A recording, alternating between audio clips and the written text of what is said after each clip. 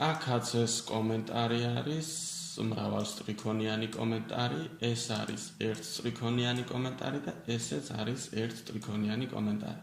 შეგიძლიათ დატოვოთ, შეგიძლიათ წაშალოთ, მაგრამ ამჯერად თვალები რომ არ აგიჭრელდეთ ახსნის მომენტში წავშალოთ და აქ რაც წერია პრინციპში ის უნდა გითხრათ ახლა მეც. სვლადია შექმნილი, რომელიც უდრის აი ამას არაწესიერ რიცხვს, ხო 0.6462 შემდეგ იბეჭდება აი ეს ტექსტი ამ პროგრამას გადაყავს $, ფუნტებში. ახალი სვლადია შექმნილი, რომელიც იღებს მომხმარებლისგან რაღაც რიცხვს, არაწესიერ რიცხვს. ეს ფლოატი არის, რომ ჩვენ შეგვიძლია მივუთითოთ რაღაც არაწესიერ რიცხვი. ანუ რას ნიშნავს მივუთითოთ, როდესაც რამს დავაწვევით, დაველოდოთ, აი დაიბეჭდა ეს ტექსტი, დაიბეჭდა და აი ეს ტექსტიც დაიბეჭდა აქ და აქ უკვე ჩვენ შეგვიძლია შევიყვანოთ რაიმე რიცხვი, აი ზუსტად ამ მოქმედებას ასრულებს აი ეს input ასრულებს, რომ ჩვენ შეგვიძლია შევიყვანოთ რაიმე რიცხვი, ხოლო float-ი არის არაწესიერი რიცხვი შეგვიძლია შევიყვანოთ. თუ ჩვენ აქ შევიყვანთ მაგალითად 2.3-ს, ამ 2.3-ს შეინახავს აი ეს სვლადი სახელად $, ხო?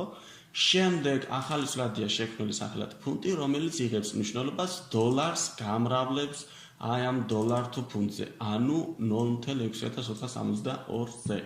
და ნამრავლს უკვე შეინახავს ეს სვლადი და შემდეგ დაგვიბეჭდავს აი ამ ტექსტს, პრინტი დაგვიბეჭდავს ამ ტექსტს და გვერდით მიეწერება ფუნტში არსებული მნიშვნელობა, ოღონდ string-ში გადაყვანილი, იმიტომ რომ უნდა გადავიყვანოთ string-ში, რომ რიცხვი გამოვიტანოთ აქ ტექსტად.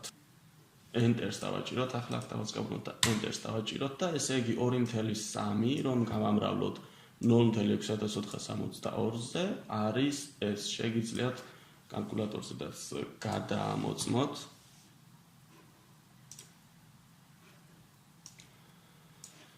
2.3 გამრავლებული 0.642 უდრის 1.48,626,100,000.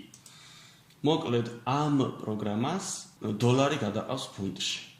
ესე იგი თუ ჩვენ გვაქვს $1, გვეტყვის რომ აი ამდენი ფუნტი გვაქვს. თუ ჩვენ ვეტყვით რომ გვაქვს $125, გადავიყვანს და აქვს ამდენი.